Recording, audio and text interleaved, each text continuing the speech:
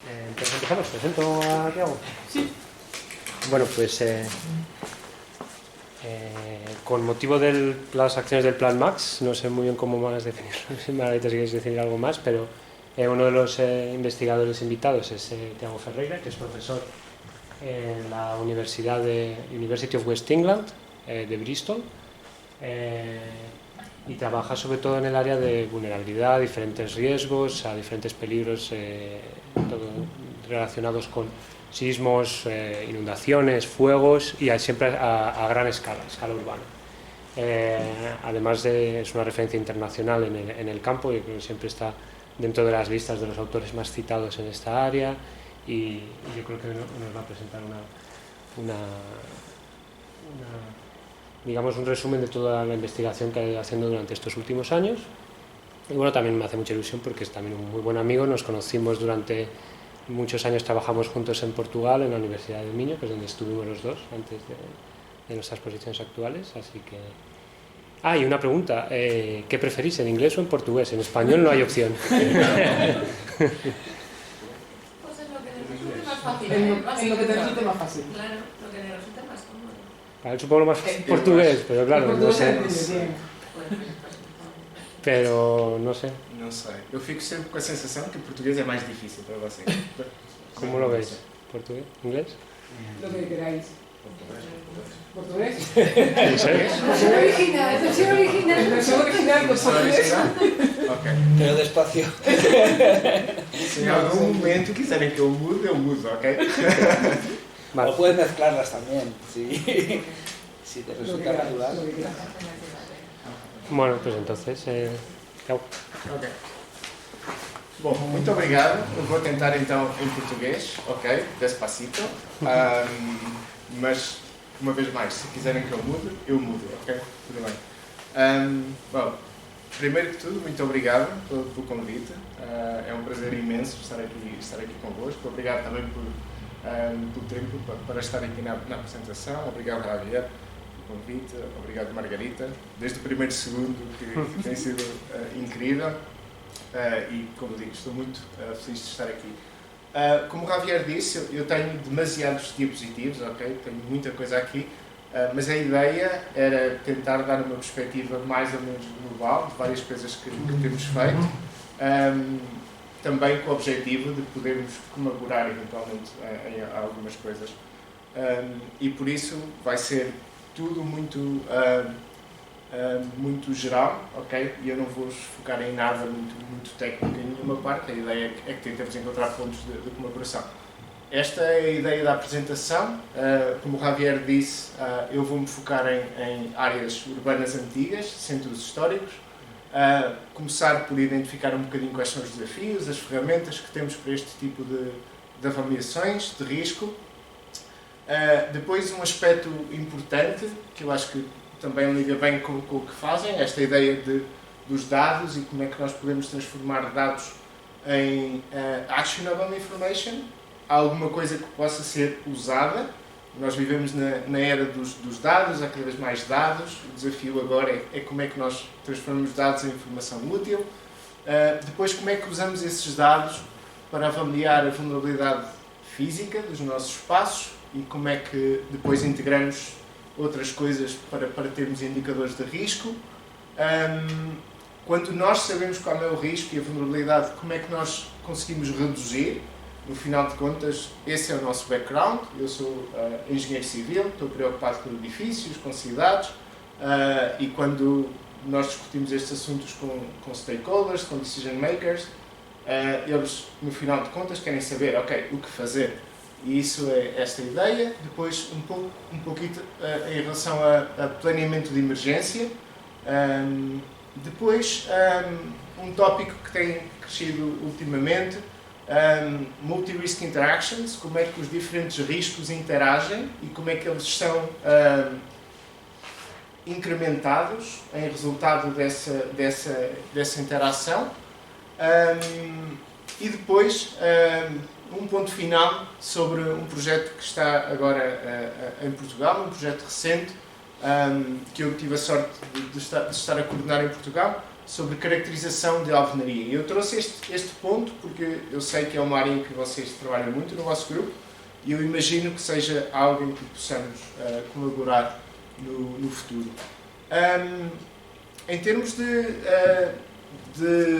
introdução, só esta ideia de que nós sabemos que os riscos naturais estão cada vez mais recorrentes e cada vez mais intensos.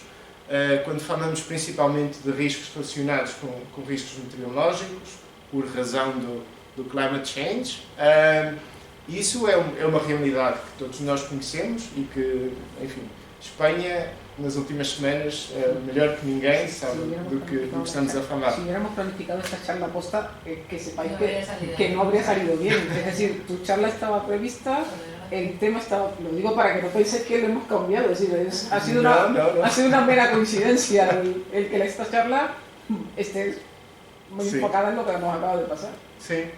E no caso de Valência é muito claro, o efeito tem só que ver com a subida da temperatura da água do mar, que traz mais energia, e nos Estados Unidos, no mês passado, é exatamente o mesmo. Portanto, nós sabemos que é uma realidade e temos de tentar, dentro do possível, estar preparados. Tão ou mais importante do que o aumento e a intensidade dos perigos é a questão que nós estamos a incrementar drasticamente a perigosidade, a exposição globalmente. E isso acontece porque as pessoas estão a mover-se quase numa tendência imparável para as áreas urbanas e, portanto, isso significa que temos cada vez mais gente, cada vez mais pessoas, cada vez mais infraestrutura em zonas, em áreas muito reduzidas. Okay? E, portanto, a exposição está a aumentar muitíssimo. Vêm alguns números aqui da US National Academy que nos próximos 50 anos a população vai crescer 50%. A esperança média de vida estima-se que vai aumentar também 40%, o que significa que vamos ter uma necessidade brutal de continuar a construir, uma vez mais, em áreas muito reduzidas. E aí está, neste momento, metade da população global vive em cidades e é esperado que até 2050 2/3 da população se vá concentrar nestas áreas. Isto significa que quando eu tenho muita gente, muita infraestrutura e tenho a perigosidade, os perigos a crescer, necessariamente vou ter risco e necessariamente vou ter perdas. Okay? Isso acontece porque os nossos edifícios são vulneráveis, as nossas infraestruturas são vulneráveis e, portanto, há a necessidade de tentar perceber qual é o impacto deste resultado bombástico de exposição com a vulnerabilidade física. E mais do que isso, porque nós estamos a falar de áreas urbanas antigas e a nossa primeira ligação entre nós na Universidade do Minho na altura e este grupo do CSIC foi no edifício patrimonial. E, portanto, não basta só proteger pessoas, obviamente, no final de contas é isso que nós queremos, proteger, salvaguardar a vida humana, mas também temos esta quase missão de transmitir às futuras gerações o nosso património. E, portanto, também estamos muito preocupados com este edifício, com este tipo de edifícios.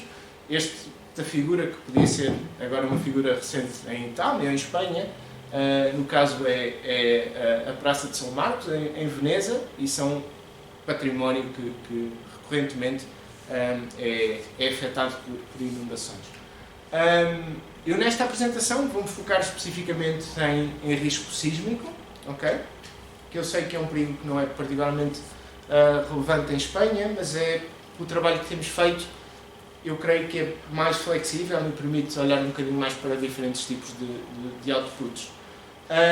Quando nós pensamos, uma das dificuldades quando pensamos em avaliar risco é que os diferentes perigos impactam de formas diferentes. E a temporalidade desses riscos, ou desses perigos, melhor dizendo, também é bastante diferente. Quando olhamos, por exemplo, para risco sísmico, para sismos,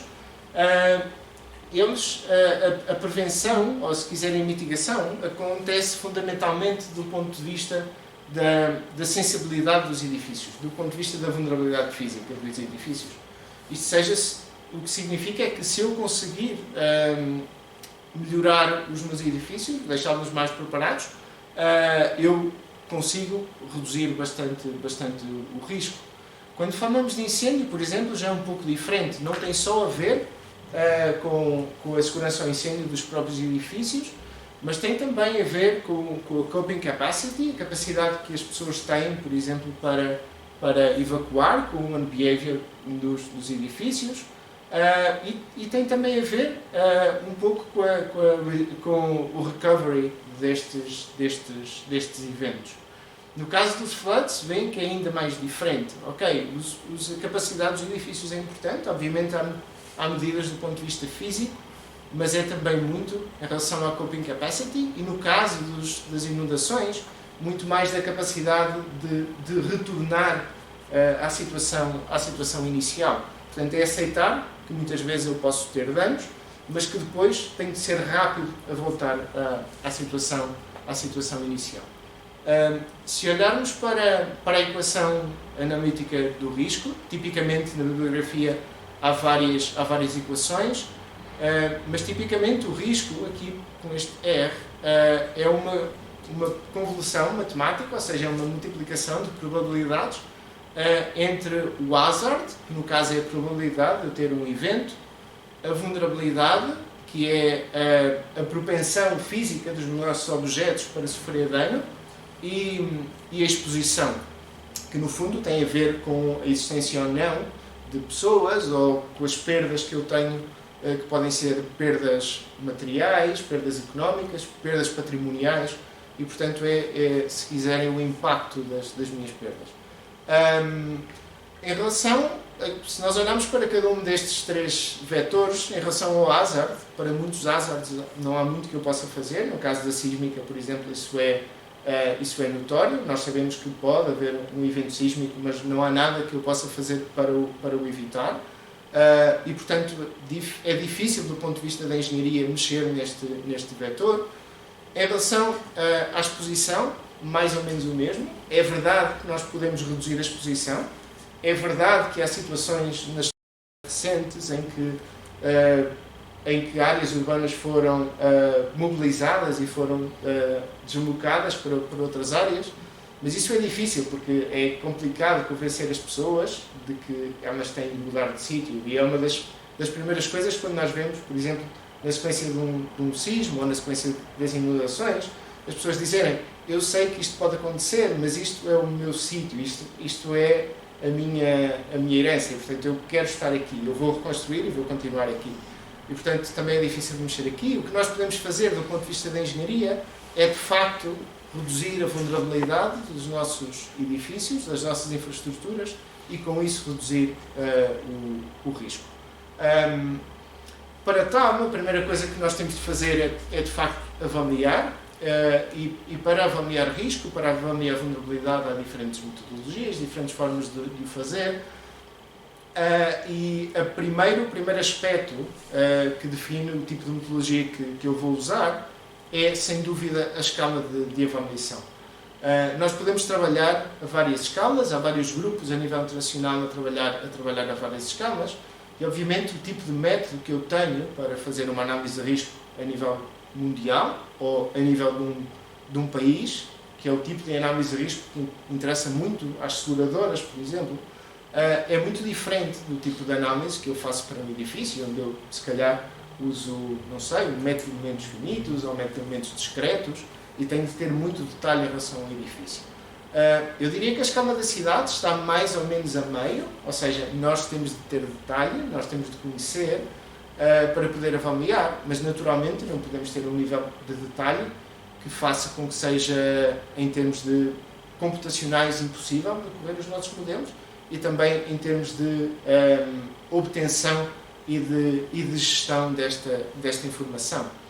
E pensando em termos de informação, pensando em termos de dados, esta ideia de que, ok, nós temos cada vez melhores formas, cada vez mais formas de obter mais dados, mais rapidamente, e o desafio hoje em dia é muito como é que nós transformamos estes dados em informação que seja de facto utilizável. Como é que eu posso transformar dados, quando pensamos em sensores, e nós estávamos a discutir isso ontem, Se eu tenho uma taxa de aquisição que faz com que eu tenha no final do meu dia milhares de linhas de dados, como é que eu transformo isso em alguma coisa que depois me pode apoiar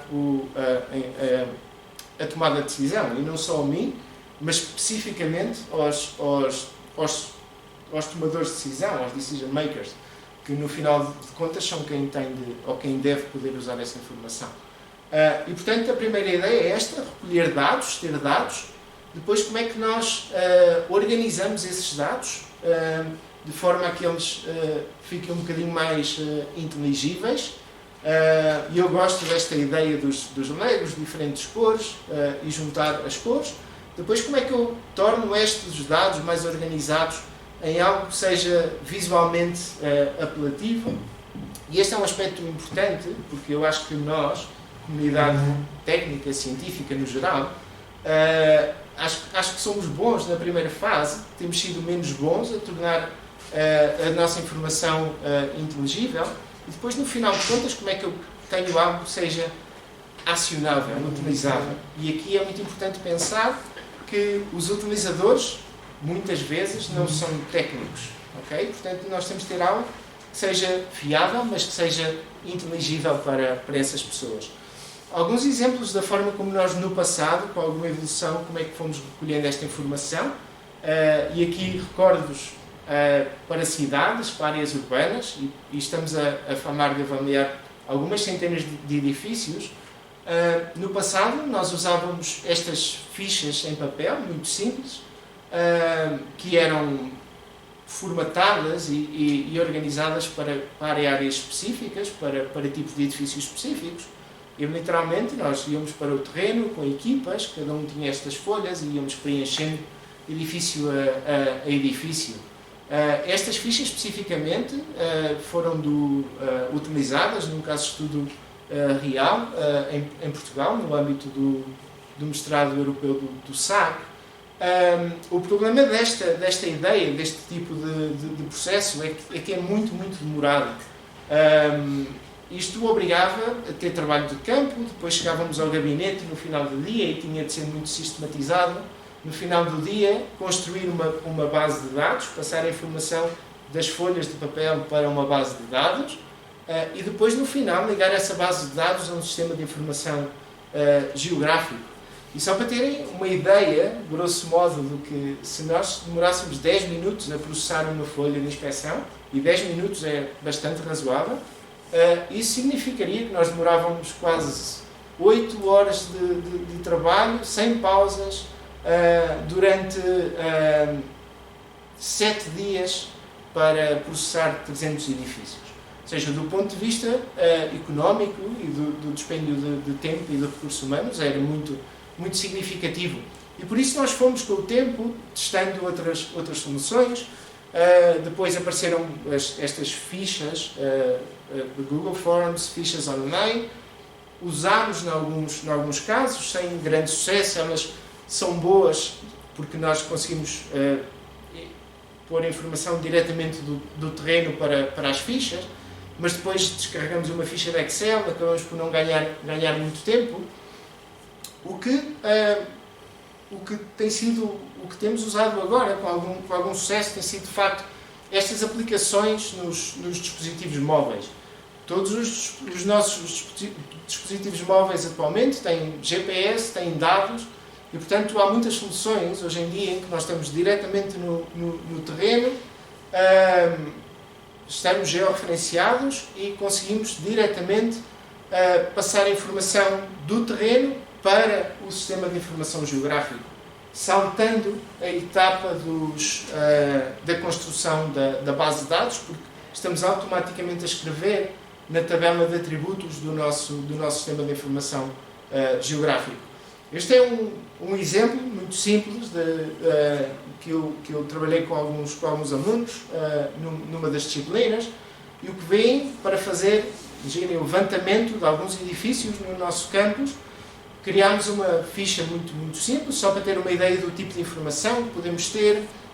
Podemos ter drop-down menus, sliders, podemos também ter texto livre, e uma vez mais, aqui escrevemos diretamente do terreno para a nossa tabela de atributos no SIG. Okay? Portanto, passamos a fase da criação da base de dados. E outra coisa boa é que este tipo de soluções permite que várias pessoas estejam em simultâneo a trabalhar e a escrever na mesma tabela de atributos e no mesmo sistema de informação geográfica. E podemos, mais do que isso também, no final, disponibilizar a informação para quem queira, eventualmente, usar a mesma base de dados. Podemos também, porque há imensas soluções hoje em dia, podemos também ter algum trabalho pré-campo, por exemplo, para fazer análise exterior dos nossos edifícios. Temos também modelos 3D que podemos usar como base para construir os nossos modelos em SIG, e temos também, obviamente, drones que nos permitem hoje em dia fazer fotogrametria destas áreas e depois usar essa informação, obviamente com alguns desafios que à frente mostrarei. Mas eu acho que o importante aqui, o que é importante reter é de facto a forma como hoje em dia estas diferentes ferramentas podem ser usadas em torno do objetivo comum, que é recolher o máximo de informação possível, o máximo de dados possíveis, para depois poder alimentar as nossas metodologias. Para ter uma ideia do tipo de outputs e do tipo de métodos que nós podemos usar para fazer isso, uma vez mais, porque estamos a avaliar centenas de edifícios, tem que ser uma coisa relativamente expedita e, portanto, temos trabalhado muito com estas metodologias de base paramétrica. Basicamente é um conjunto de parâmetros e cada um destes parâmetros avalia um aspecto específico do edifício. E avaliamos edifício a edifício olhando para estas características. Porque estes parâmetros avaliam coisas diferentes e porque essas coisas têm um peso diferente na vulnerabilidade física final dos nossos edifícios, eles têm também pesos diferentes. E, portanto, para dar um exemplo, este primeiro parâmetro do tipo de sistema resistente tem um peso maior do que, por exemplo, a distância entre paredes transversais. E, portanto, no final, eles vão contribuir de forma diferente para um indicador. Okay? E esse indicador dá-me uma medida quantitativa da vulnerabilidade do edifício. E provavelmente o parêntese que eu devia ter feito no início, esta metodologia é para risco ou para vulnerabilidade sísmica, mas nós temos métodos semelhantes para inundação e para incêndios, por exemplo. Okay? E o sistema, a forma como eles são aplicados é exatamente a mesma. Alguns destes parâmetros são mais qualitativos, outros são um pouco mais quantitativos. Um exemplo de um parâmetro qualitativo é este, em que nós, fundamentalmente, o que fazemos é procurar alguns indícios, alguns sistemas construtivos que melhoram a performance, o desempenho sísmico do edifício e, por isso, reduzem a vulnerabilidade. Coisas como, por exemplo, o reforço dos cunhais, dos cantos dos edifícios, o reforço das guarnições nas aberturas ou os tirantes, são exemplos de elementos que melhoram o desempenho sísmico. Outros são mais quantitativos. E este é um parâmetro interessante, um exemplo interessante de um parâmetro quantitativo que mede a resistência convencional do edifício. A ideia deste parâmetro, por exemplo, é reduzir o edifício a uma parede equivalente e analisar a capacidade de corte dessa parede. Analisamos o edifício nas duas direções, fazemos umas contas e vemos qual será a capacidade resistente do edifício. E aqui, porque obviamente estou a falar de resistência mecânica, eu tenho de saber as propriedades mecânicas do meu edifício. Okay? E, portanto, este é um dos parâmetros onde nós, para avaliar, de facto, temos de saber quais são as propriedades mecânicas dos nossos edifícios, das nossas alvenarias, e, portanto, para isso, usamos, por exemplo, ensaios sónicos, como os que vocês fazem. Bem, na verdade, este foi um ensaio sónico que fizemos, que o Javier fez há uns anos, não sei se ele recorda a imagem, mas num caso de estudo em Portugal, ou usamos, por exemplo, macacos planos para tirar moldes de elasticidade que depois precisamos de usar como input para a metodologia. Okay? E, portanto, isto para dizer que, embora a escala seja diferente, o sistema de análise seja diferente, há muita coisa onde nós continuamos a usar informação que retiramos de edifícios ou de paredes específicas. E, portanto, a ideia é aplicar aquela metodologia para cada um dos edifícios, e este é o primeiro mapa que tipicamente obtemos, um mapa de avaliação de vulnerabilidade. Este mapa mostra-nos a distribuição da vulnerabilidade de cada um dos edifícios, neste caso, numa cidade real em Portugal. E veem, temos um grau de cores, isto é um sistema de informação geográfica clássico, um mapa muito simples, onde os edifícios, em função da sua vulnerabilidade, estão mapeados com estas cores. Os edifícios mais escuros serão os mais vulneráveis, os edifícios mais claros serão os menos vulneráveis. E este embora seja um output muito simples, é o primeiro que obtemos, já é um output interessante do ponto de vista do apoio à tomada de decisão. Por exemplo, por quem tem de decidir nas câmaras municipais, ou os políticos, ou a proteção civil. Com isto, nós conseguimos identificar as áreas urbanas que são mais vulneráveis e que, por isso, estão mais propensas a sofrer dano. E outra coisa interessante é que nós podemos, obviamente, fazer sobreposição de diferentes informações nestes sistemas. Provavelmente conseguem ver, no centro dos edifícios, temos estes centroides, estas circunferências, com 3 cores. E o que estas circunferências nos dizem é se este edifício está ocupado, desocupado ou parcialmente ocupado. Okay? Então, com isto, eu não estou só a olhar para a vulnerabilidade do edifício, eu também estou a pensar ou a ver quais são as perdas que eu potencialmente posso ter. Porque, obviamente, e este é um exemplo interessante, este edifício é um dos edifícios mais vulneráveis deste caso de estudo, ou desta área que foi analisada. Mas este edifício tem um central preto, o que significa que é um edifício que não está ocupado.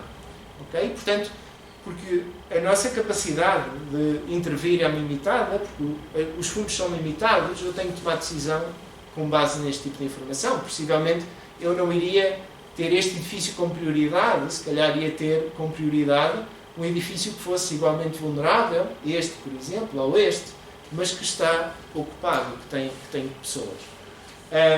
Como disse, este é um output interessante, mas as coisas de facto começam a ficar mais interessantes quando nós conseguimos estimar a quantidade de dano que os nossos edifícios vão sofrer. Isso é possível ser feito com base em equações empíricas, tipicamente desenvolvidas com base em observação de dano, uma vez mais para sísmica, para inundação, existe exatamente o mesmo, e com base nessas equações nós partimos do indicador de vulnerabilidade que tínhamos no mapa anterior e passamos para dano. Este é o mapa de dano para aquele caso de estudo e, como veem, o primeiro resultado que eu tenho é que, no caso de eu ter um evento sísmico de intensidade 8, neste caso, a distribuição de dano varia entre heavy damage e destruction. Ou seja, aqueles edifícios no estado em questão, se não fizermos nada, a probabilidade de eles terem um grau de dano muito elevado é grande.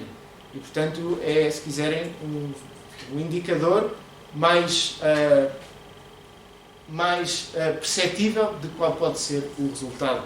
E quando eu tenho dano, eu posso introduzir algumas probabilidades e posso construir curvas como estas, por exemplo, que me dão a probabilidade de colapso dos meus edifícios. Okay? Portanto, para cada edifício eu consigo dizer a probabilidade deste edifício, por exemplo, colapsar para uma intensidade de 7 é, não sei, 5%. Se eu vou aumentando naturalmente as intensidades e as probabilidades vão subindo. E com base nesta primeira curva, que é a probabilidade de colapso, eu posso ter um conjunto de outras curvas que são igualmente importantes. Eu posso saber, por exemplo, qual é a probabilidade dos meus edifícios ficarem inutilizados. Ok? E este é um aspecto importante, porque provavelmente recordam-se que no sismo de Lorca, em Espanha, há uns anos atrás, as perdas humanas foram muito baixas. Eu não me recordo sequer se houve perdas humanas, mas as perdas económicas foram muito elevadas porque houve muitos edifícios que sofreram um nível de dano que fez com que eles fossem impossíveis de ser reutilizáveis. Isto tinha a ver, no caso específico, tinha a ver com as paredes de compartimentação, mas é por isso que estas curvas são importantes, porque os nossos edifícios atualmente são dimensionados para sofrer dano e esse dano implica que muitas vezes eles não podem voltar a ser usados. Portanto, uma vez mais, do ponto de vista da tomada de decisão, pode ser interessante reforçar alguns destes edifícios para minimizar esse dano. E, obviamente, porque a ideia é salvaguardar as vidas, nós podemos também ter curvas de probabilidade. Podemos saber qual é a probabilidade de termos mortos e feridos graves e a probabilidade de termos desalojados. Que é outro aspecto, uma vez mais, que do ponto de vista da proteção civil é muitíssimo importante, porque é fundamental saber, ou ter uma estimativa da quantidade de pessoas que eu, nas horas seguintes, vou ter de realojar. E isto é, uma vez mais, vimos agora, nos últimos dias, aqui no caso de Valência, isto são decisões que têm que ser tomadas nas horas seguintes e, portanto, se não houver dados que nos permitam ter essa informação e estar preparados, é muito difícil. E, naturalmente, quando eu tenho as probabilidades, eu sei quais são os números de pessoas que estão nos meus edifícios, eu posso ter também uma estimativa de quais são os valores discretos em termos de mortos e feridos ou de desalojados. E ver o crescimento desses números em função das intensidades. E, no final, porque, felizmente ou infelizmente, muitas vezes o principal critério para a tomada de decisão são as perdas, eu posso também ter estimativas de perdas económicas para diferentes intensidades. Depois de ter os danos, é relativamente fácil de fazer. Como disse, nós somos técnicos e, portanto, a ideia, o que os decisores querem de nós é saber, ok, isso é ótimo, mas o que é que eu posso fazer? E quanto me custa fazer isso? E este tipo de métodos também nos permitem fazer isso de uma forma mais ou menos expedita. Este é o primeiro mapa dos danos. Eles agora aqui estão ligeiramente diferentes. O que eu tenho é assinalados edifícios para os quais eu espero que tenham um nível de dano elevado. Portanto, entre 3 e 5, sendo que 5 é colapso e 3 são danos significativos. E a ideia é, ok, o que é que eu posso fazer e como é que a aplicação de algumas técnicas pode melhorar o desempenho desses edifícios. Este é um exemplo de um conjunto de duas técnicas, nós chamamos-lhe estes retrofitting packages, porque alguns têm conjuntos de intervenções, e o primeiro, por exemplo, era aplicar tirantes nos nossos edifícios. Estou a falar de edifícios tradicionais, de mampostaria, com pavimentos de madeira, e a ideia era melhorar ligações entre as estruturas, entre os elementos, entre os pavimentos e as paredes, rigidificar os pavimentos de forma a que eles tenham mais capacidade de transmissão de deslocamentos. E este era um primeiro pacote, simples, fácil de aplicar e barato, com um custo estimado de 35 € por metro quadrado. Este segundo era um pouco mais pesado. Esta técnica de reboques armados foi uma coisa que, por exemplo, foi muito feita depois do sismo de 98 em Portugal, nos Açores. Foi uma técnica muito usada e basicamente consiste em aplicar rebocos armados de cimento nas nossas paredes de alvenaria. Portanto, se quiser, é um encamisamento. Não estou certo que encamisamento existe em espanhol, provavelmente não. Sim. Para, de forma a tornar, homogeneizar, se quiserem, estas paredes. Obviamente é uma técnica mais pesada, do ponto de vista da intervenção, não posso aplicar isto em edifícios de valor patrimonial, por exemplo, e mais custosa também, 185 € por metro quadrado. E eu posso analisar, ok, este é o cenário inicial, quando eu aplico o primeiro pacote de reforço, veem que os edifícios tendem a ficar menos vulneráveis, naturalmente, e eu deixo de ter edifícios em que eu espero que tenham destruição ou colapso, e depois, quando aplico a segunda técnica, eu passo a ter todos os edifícios no nível de dano, que neste caso era heavy damage, mas este threshold de damage pode ser o que nós quisermos. Em tudo, quando nós falamos de risco, o risco que nós aceitamos é uma decisão pessoal, é uma decisão dos decision makers. Se eles podem estar disponíveis para aceitar que uma quantidade determinada de pessoas venham a falecer, a morrer na sequência do evento destes, ou podem não estar disponíveis para aceitar essa consequência. E, portanto, mudando isto, eu posso ir mexendo nas técnicas, posso também, naturalmente, perceber como é que mudam as probabilidades e a quantidade de edifícios que podem colapsar ou ficar inutilizados. No final, o que eu posso fazer é ter estas análises de custo-benefício. Okay? Quanto é que me custa investir, e uma vez mais, isto podia ser para inundação, para incêndio, quanto é que me custa investir, quanto é que me custa reforçar esses edifícios, e no caso de haver um evento, quanto é que eu poupo. E este gráfico é interessante porque, no caso específico daquela cidade, veem que o payback para intensidades 5 e 6 é negativo, ou seja, se eu reforçar os edifícios, eu vou gastar mais dinheiro do que se eu esperar, não fizer nada e reparar os edifícios, porque o nível de dano obviamente é baixo. A partir de determinadas intensidades eu começo a ter paybacks positivos.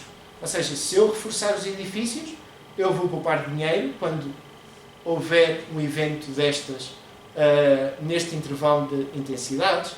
Obviamente no final, porque estas intensidades são tão altas que não há nada que eu possa fazer, eu continuo a reforçar e a ter muitos danos na mesma e, portanto, voltam a ser negativos.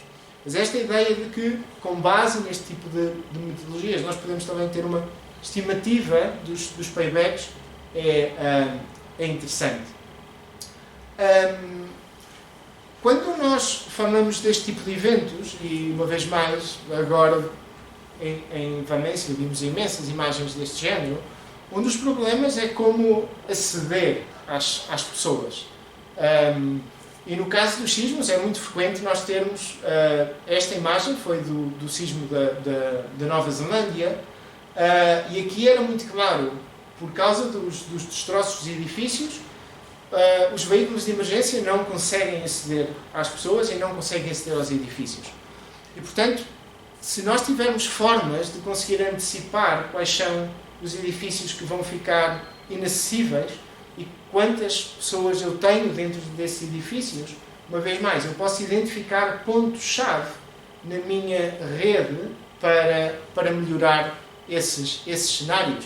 E é possível fazermos isso assumindo um conjunto de coisas que têm a ver com a quantidade de dano que os edifícios sofrem, com a largura das vias, por exemplo, e com base nisso eu posso gerar mapas deste género em que eu veem 3 níveis de vias. Isto também é para uma cidade em Portugal, em que eu tenho as vias que na sequência de um sismo da intensidade 8 eu espero que vão ficar completamente circuláveis, sem dano, em que os veículos dos bombeiros ou as ambulâncias vão conseguir aceder. A amarelo são as vias que eu espero que tenham alguns detritos e que por isso é possível que haja condicionalismos do ponto de vista dos veículos, mas que são acessíveis através das equipas de salvamento. E a vermelho são as áreas críticas, ok? São aquelas que eu estimo que não vão ser acessíveis na sequência do evento. E quando eu conheço essas áreas, eu consigo estimar, bem, primeiro qual é a probabilidade dessas áreas ficarem inacessíveis e depois o número de pessoas que eu tenho, expectavelmente, em cada uma dessas áreas, ok? E uma vez mais, a ideia disto é poder dar aos decision makers ferramentas para tomar decisões. E eles sabem, ok, eu na minha área urbana eu tenho 9 áreas e eu sei que esta área, a área 6, por exemplo, que está aqui, é uma área particularmente crítica, ok? E, portanto, é esta que eu vou ter de tentar melhorar. E sabendo isto, sabendo também quais são os danos, o que nós podemos fazer é tentar perceber, simular a forma como as pessoas reagem nos cenários de evacuação. Por exemplo, usando Agent-Based Models, que são modelos que são usados para imensas coisas, nós podemos perceber como é que as pessoas vão reagir, por onde é que vão correr, como é que interagem umas com as outras durante o processo, e consigo estimar qual é o tempo, por exemplo, que uma pessoa demora a chegar de um edifício, de um ponto A para um ponto B. E quantas pessoas é que conseguem, com sucesso, fazer essa evacuação e quantas é que não conseguem, por causa dos danos nos meus edifícios. E, para melhorar este tipo de cenários, há várias coisas que eu posso fazer. Eu posso reforçar edifícios, de forma a reduzir o dano, mas eu posso também melhorar a forma como as áreas seguras nas minhas áreas urbanas estão distribuídas e o número de áreas seguras. Da mesma forma que nós temos estes planos de emergência no edifício, imagino que se houver um incêndio neste edifício, haja uma zona determinada para as pessoas se reunirem. Podemos fazer o mesmo nas áreas urbanas e ver como é que os tempos de evacuação mudam em função dessa redistribuição nas áreas urbanas das safe areas, destas áreas seguras.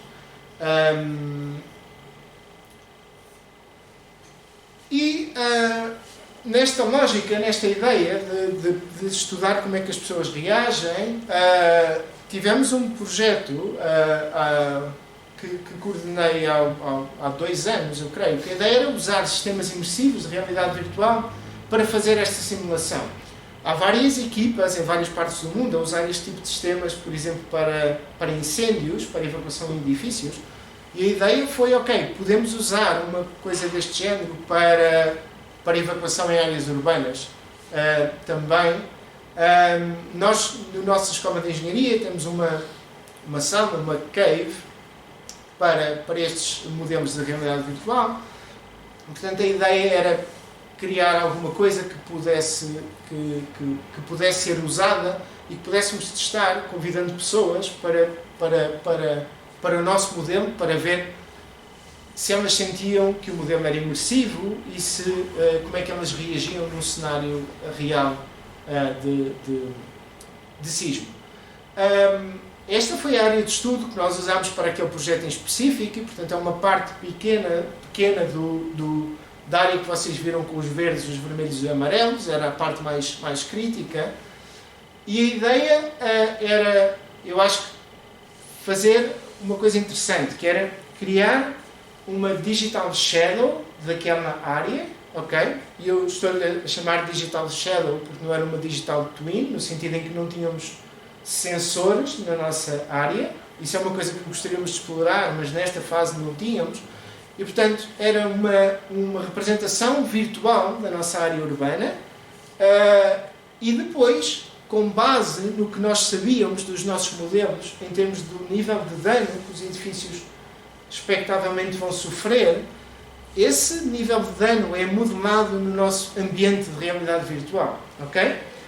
Portanto, este ambiente não é só uma ferramenta para estudar a evacuação e a interação entre pessoas no ambiente virtual, com base num cenário hipotético, é um cenário real com o nível de dano que nós esperamos para a nossa área que é real. Okay? Era alguma coisa que nós podíamos ter para, por exemplo, aumentar o nível de awareness das pessoas e também para as ensinar como reagir num cenário que é o expectado para a sua área urbana. A ideia inicial era usar um modelo criado com base em fotogrametria. Nós tínhamos drones, fizemos o modelo, mas depois chegámos à conclusão que o nível de desempenho do modelo não era suficientemente bom. Ou seja, quando nós temos muito detalhe, nós perdemos performance no nosso modelo. E, portanto, o que vão ver foi uma Digital Shadow criada do zero em Unity. Okay? E a razão para isso é só por causa da performance do ambiente, porque, caso contrário, não tinha fluidez suficiente. Um pequeno vídeo para verem o que está aqui. Como veem, do ponto de vista da textura, do ponto de vista da representação, não é o que nós gostaríamos que fosse, mas foi um compromisso entre ter alguma coisa que corre e ter algo e perder imersividade. Portanto, a configuração urbana é a mesma, os edifícios são os mesmos, e vão ver, a determinada altura, há um sismo que ocorre, com uma intensidade que nós determinamos, e depois a quantidade de dano que os edifícios sofrem é aquela que os nossos modelos nos dizem que eles vão sofrer. E eu tenho os detritos a cair, e veem, as pessoas reagem a isto de uma forma, eu diria, impressionante, porque quando nós estamos com os óculos de realidade virtual, de facto nós sentimos que estamos naquele ambiente e temos de correr. E a ideia é encontrar uma daquelas safe areas, aquelas áreas verdes, que mostrei no mapa atrás. Elas estão aqui, e quando as pessoas atingem, quando o utilizador atinge essa área urbana, a simulação termina.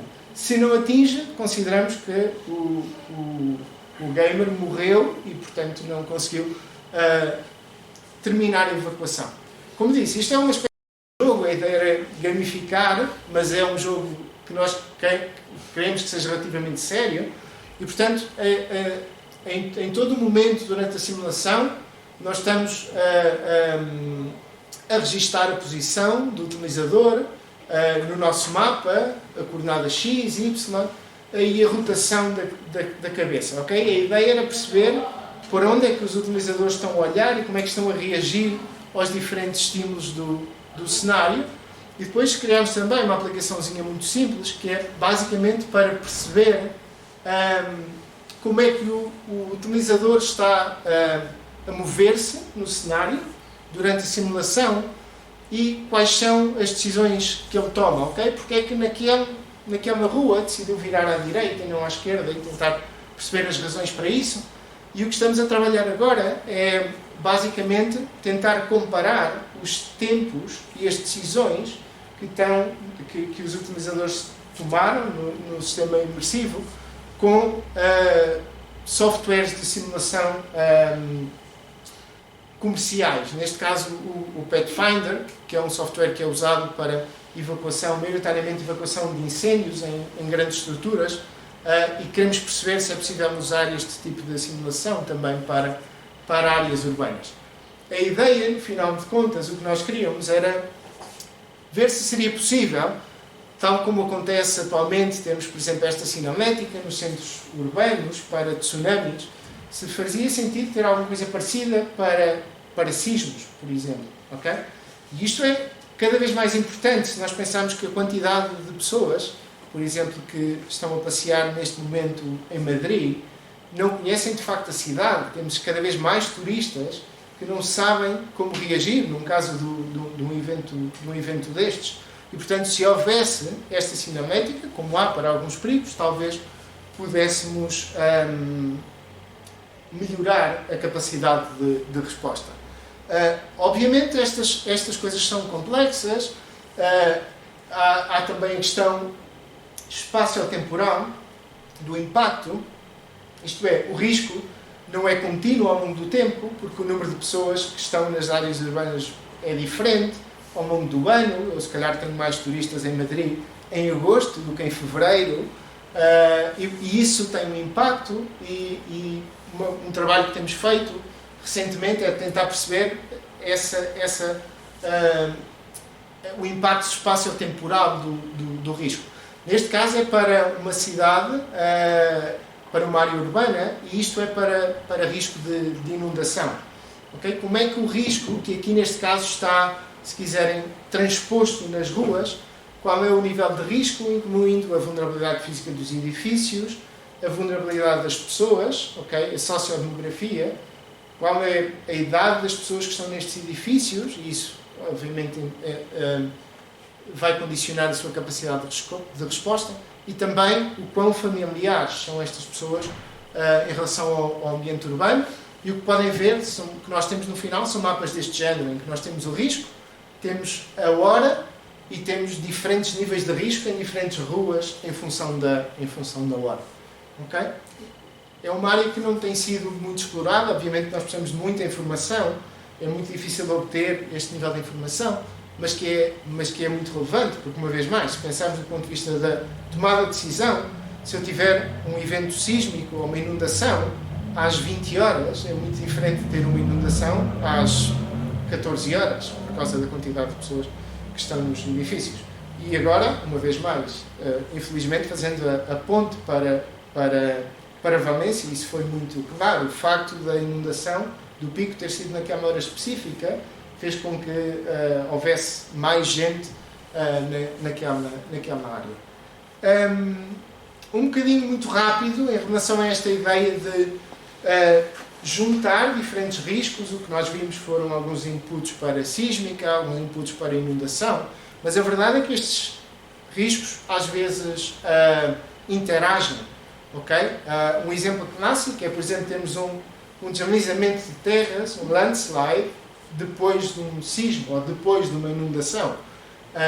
E este foi um projeto que eu coordenei, onde basicamente a ideia era olhar para isso. Este era o nosso caso de estudo, era a área metropolitana de Lisboa, que é uma área relativamente grande, são 18 municípios, são mais ou menos quase 3 milhões de habitantes e cerca de meio milhão de edifícios, 500 mil edifícios. E a ideia seria olhar para estes edifícios e tentar, de alguma forma, hierarquizar a vulnerabilidade física dos edifícios, olhar também para o nível de perigosidade, neste caso é um mapa de perigosidade sísmica, mas tínhamos também para inundação, para tsunamis, para landslides, e também as características sociais destas pessoas que estão nestas áreas. E juntando tudo isso, o que nós temos são estes mapas, com estes milhares de pontos, onde eu tenho níveis diferentes de risco. E este é um exemplo interessante, porque é uma escala muito diferente da cidade. É um mapa que podíamos ter, por exemplo, para a área metropolitana de Madrid, e o que permite é fundamentalmente perceber, ok, na minha área, eu sou um decisor político, na minha área, estas zonas de concentração de pontos vermelhos são as áreas onde eu tenho de intervir. E obviamente depois eu posso fazer zoom in, zoom out nessas áreas. Para quem conhece Lisboa, esta é a zona centro de Lisboa, e portanto é um zoom in a esta área específica, e depois podemos ainda fazer zooms maiores e ter áreas mais específicas. Esta área aqui é o Terreiro do Paço, em Lisboa, a Praça do Comércio e a zona histórica da cidade. Se quem tiver alguma curiosidade em relação a estes outputs, para algum perigo específico, na sequência do projeto depois publicámos este livro, onde está explicado cada uma destas coisas. E finalmente, eu sei que estou na minha hora, só 1 minuto para apresentar este projeto. Nós fomos falando um bocadinho sobre isto também já, e eu estou convicto que vai ser uma área em que vamos poder seguramente colaborar. Para dar algum contexto, a nova geração dos eurocódigos vai ter no eurocódigo específico para a sísmica, o eurocódigo 8, parte 3, os edifícios existentes. A nova geração vai ter uma tabela de propriedades mecânicas para fazer a verificação de segurança dos edifícios. Okay? Modos de elasticidade, resistências à compressão, resistências à tração, uma série de parâmetros mecânicos. Essa tabela, para vários países, como em Portugal, por exemplo, vai ser obtida ou foi construída com base em dados de Itália, porque em Itália eles tinham mais trabalho e havia essa informação mais sistematizada. E a ideia agora foi constituir um grupo de trabalho em Portugal, composto por várias instituições de norte a sul do país, a maior parte das universidades, os laboratórios nacionais e regionais, e o objetivo é sistematizar a informação que nós temos dos vários ensaios que foram feitos ao longo dos anos e criar a nossa própria tabela que vai fazer parte do futuro Eurocódigo 8 no anexo nacional. E, portanto, a ideia deste grupo de trabalho, é sistematizar a informação, tratar essa informação, identificar falhas de informação, ver onde é que nós temos gaps na nossa informação e, com base nisso, propor, por exemplo, campanhas experimentais a larga escala, com protocolos de ensaio pré-definidos e bem pensados, de forma a que estas várias instituições façam, por exemplo, campanhas laboratoriais para obter esses dados. E a minha convicção é que uma área onde nós temos seguramente falhas de informação é em ensaios sónicos. Okay?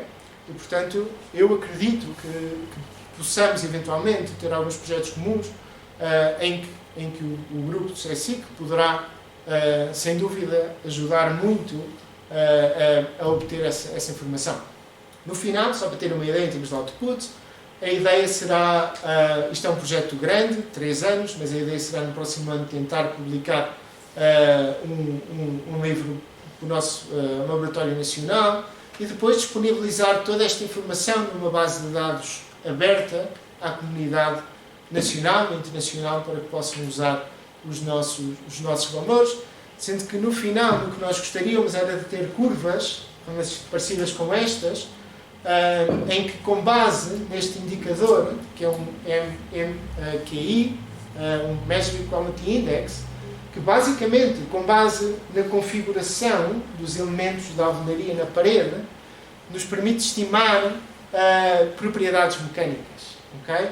Modos de elasticidade, resistência à compressão, resistência à tração. E isto também é interessante, e a razão pela qual eu trouxe estas curvas é só para dizer esta frase, é que o que nós gostaríamos era de ter, por exemplo, metodologias baseadas em machine learning, ou na verdade segmentação de nuvens de pontos, que automaticamente nos permitissem estimar propriedades mecânicas com base nestas equações matemáticas. Okay? E uma vez mais, eu acredito que essa é uma área onde eu sei que vocês também têm trabalhado e que acredito que também possamos eventualmente explorar algumas colaborações aí. E era tudo. Muito obrigado uma vez mais pela atenção e por estarem aqui, pelo convite, e peço desculpa porque excedi-me um pouco no tempo. Obrigado.